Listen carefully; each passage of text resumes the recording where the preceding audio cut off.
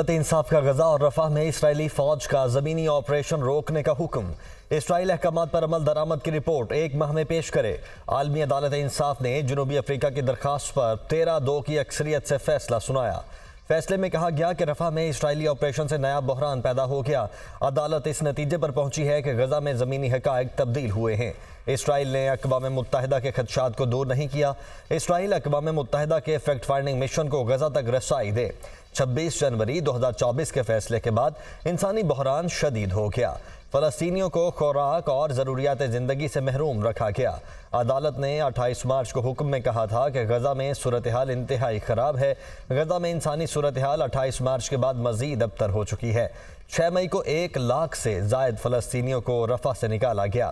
اقوام متحدہ کے مطابق اب تک 8 لاکھ فلسطینیوں کو نکالا جا چکا ہے۔ اسرائیل نے 7 مئی کو رفح میں فوجی آپریشن شروع کیا۔ اسرائیل نے شہریوں کے انخلاء سے متعلق مکمل معلومات فراہم نہیں کیں۔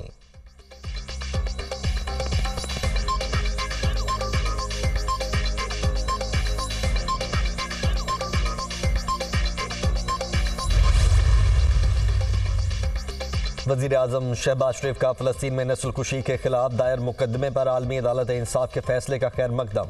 کہا عالمی برادری غزہ میں اسرائیلی آپریشن روکنے کے عدالتی فیصلے پر فوری عمل کروائے۔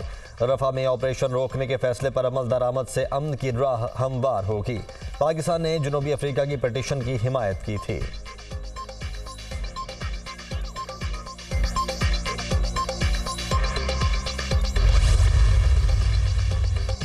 سعودی عرب، ترکی اور قطر کا اسرائیل کے خلاف عالمی عدالت انصاف کے فیصلے کا خیر مقدم۔ سعودی وزیر خارجہ فیصل بن فرحان کہتے ہیں عالمی عدالت انصاف کے حکم کی حمایت کرتے ہیں، فیصلے پر رولنگ کی مکمل تعمیل بھی چاہتے ہیں۔ ترک وزارت خارجہ نے فیصلے کو غزہ میں بربریت کے خاتمے کے لیے خوشائن قرار دیا اور مطالبہ کیا کہ اقوام متحدہ کی سلامتی کونسل اپنا کردار ادا کرے۔ قطری وزارت خارجہ نے قرار دیا کہ فیصلے سے غزہ میں امداد کی رسائی ممکن ہوگی۔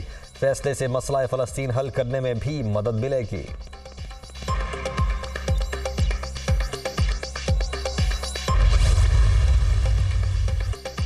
عالمی انسانی حقوق کی تنظیم ایمنسٹی انٹرنیشنل اور یورپی یونین نے مطالبہ کیا ہے کہ اسرائیل عالمی عدالت کے فیصلے پر عمل درآمد یقینی بنائے۔ اسرائیل فلسطینیوں کی نسل کشی میں ملوث ہے۔ فیصلے کے بعد اسے رفح پر حملے سے باز رہنا ہوگا۔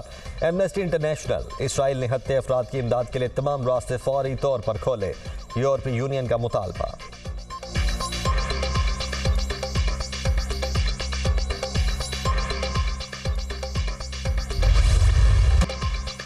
اسلام آباد ہائی کورٹ کا مسنگ پرسنز کے تمام کیسز براہ راست نشر کرنے کا بڑا حکم۔ لاپتہ شاعر احمد فرحات کی بازیابی کی درخواست پر سماعت کا تحریری حکم نامہ جاری۔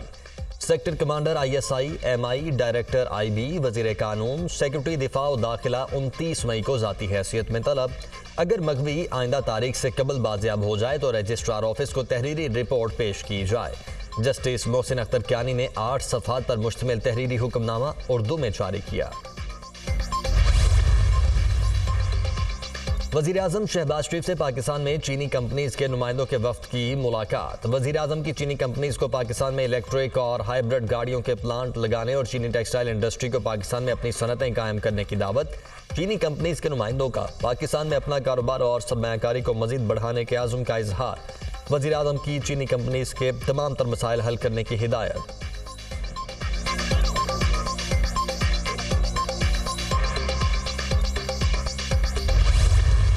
خیبر پختونخوا اسمبلی میں مالی سال 2024-25 کا بجٹ پیش کر دیا گیا۔ وزیر خزانہ خیبر پختونخوا آفتاب عالم نے بجٹ پیش کیا۔ بجٹ تقریر میں آفتاب عالم نے بتایا کہ کل محصولات کا ہدف 1754 ارب روپے رکھا گیا ہے۔ کل اخراجات کا تخمینہ 1654 ارب روپے رکھا گیا ہے۔ بجٹ 100 ارب روپے سرپلس ہے۔ وفاق کے ذمے خیبر پختونخوا کے 1800 ارب روپے واجب الادا ہیں۔ آئندہ مالی سال کے بجٹ میں وفاق سے محصولات کا ہدف 902 ارب روپے رکھا گیا ہے۔ سرکاری ملازمین کی تنخواہوں اور پینشن میں 10% اضافہ کیا جا رہا ہے۔ کم سے کم ماہانہ اجرت 36,000 روپے کرنے کی سفارش کی جاتی ہے۔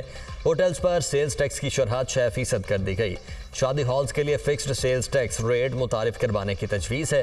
پراپرٹی ٹیکس کی مد میں بڑا ریلیف دیا جا رہا ہے۔ کارخانوں پر پراپرٹی ٹیکس کو کم کر کے 10,000 روپے فی کنال کرنے کی تجویز ہے۔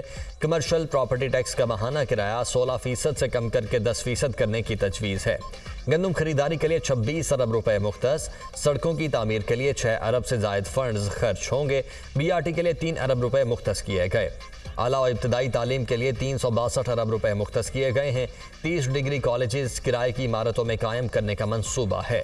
2 ارب 90 کروڑ کا ضمنی بجٹ پیش کیا گیا۔ بالکل کسی بار کے ساتھ، کسی ادارے کے ساتھ، کسی حکومت کے ساتھ کوئی لڑائی نہیں چاہتے، لیکن یہ تالی دونوں ہاتھ سے بجے گی، ایک ہاتھ سے نہیں بجے گی۔ احترام اس وقت تک ہے جب عدالتوں کا احترام کیا جائے گا۔ اگر عدالتوں کا احترام نہیں ہے تو پھر ہم سے بھی ایکسپیکٹ نہ کریں کہ ہم ان کا احترام کریں۔ ہم نے نہ کسی حکومت کی، نہ کسی ایجنسی کی، نہ ہی کسی ادارے کی کو بی ٹیم بننا ہے۔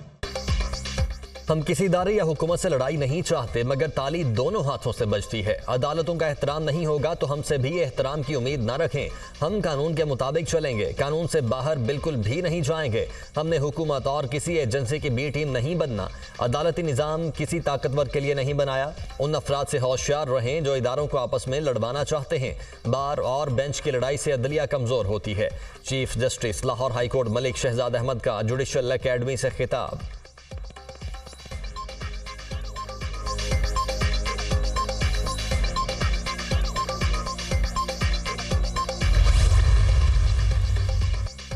وزیراعظم شہباز شریف کی زیر صدارت SIFC کی ایپیکس کمیٹی کا اجلاس آج ہوگا۔ اجلاس میں اہم فیصلے متوقع، ایجنڈا جاری۔ اجلاس میں غیر ملکی سرمایہ کاری کے حوالے سے تبادلہ خیال کیا جائے گا۔ وزیر اعلیٰ خیبر پختونخوا کو بھی اجلاس میں شرکت کی دعوت دے دی گئی۔ وزیر اعلیٰ علی امین گنڈا پور اجلاس میں شرکت کریں گے۔ بیرسٹر سیف کی تصدیق۔ CDA نے بغیر نوٹس کے حملہ کیا۔ CDA کا یہ کیس ہی نہیں، یہ انکروچمنٹ کا کیس ہے۔ بلڈنگ پر قبضہ ہوا ہے، ہم عدالت کے سامنے سب کچھ رکھیں گے۔ CDA کی کارروائی کی مذمت کرتے ہیں۔ تحریک انصاف کی کور کمیٹی کے اجلاس کے بعد بیرسٹر گوہر، عمر ایوب اور دیگر کی پریس کانفرنس۔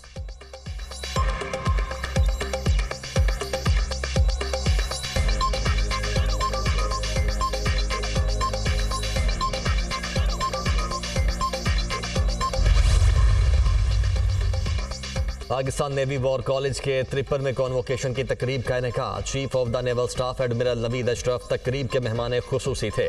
تقریب میں 99 افسران کو ڈگریاں تفویض کی گئیں۔ فارغ التحصیل افسران میں دوست ممالک کے 37 افسران بھی شامل۔ تقریب کے اختتام پر مہمان خصوصی نے کامیاب گریجویٹس کو ڈگریاں تقسیم کیں۔ ISPR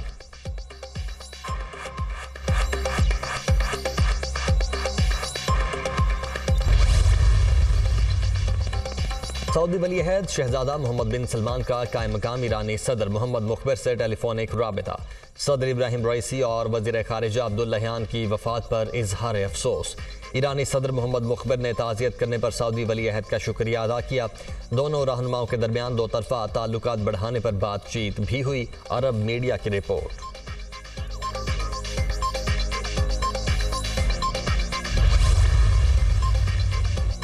آذربائیجان نے آرمینیا کے قبضے سے 6000 مربع کلومیٹر رقبہ واپس لے لیا۔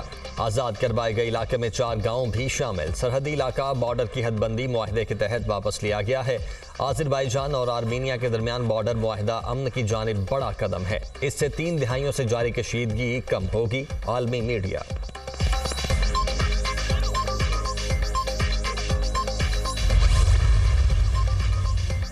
امریکہ کا روس کے خلاف جنگ میں یوکرین کی امداد جاری رکھنے کا اعلان۔ امریکی وزیر خارجہ اینٹونی بلنکن نے سوشل میڈیا پیغام میں کہا ہے کہ امریکہ یوکرین کو $275 ملین کا امدادی پیکج دے گا۔ پیکج میں گولہ بارود اور جنگی ساز و سامان شامل ہوگا۔ امریکہ روس کے خلاف جنگ میں یوکرین کو مزید امداد بھی فراہم کرے گا۔